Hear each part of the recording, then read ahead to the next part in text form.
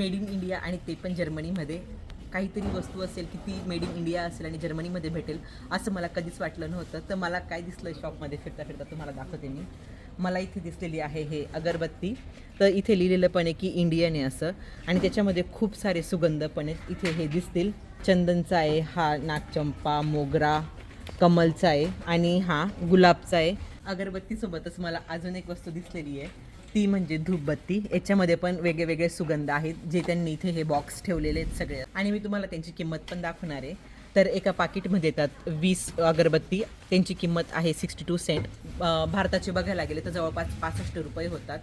आणि जे हे धूपबत्ती आहेत तर त्याच्यामध्ये आता त्यांनी दिलेलं आहे की हे 15 आहेत असेवाले जे कोण दिसत आहेत हे धूपबत्तीचे, आणि त्याची किंमत आहे 57 सेंट, म्हणजे भारताचे 60-62 रुपये होतील. तर इकडचे जे लोक आहेत ते अगरबत्ती नाही लावत, ते मेणबत्ती लावतात आणि चर्चमध्ये वगैरे जातात. तर तिथे तर मी हे एक्सपेक्ट नव्हतं केलेलं की इथे मला अगरबत्ती बघायला भेटेल, आणि खूप भारी वाटतंय मला, मी सांगू नाही शकत.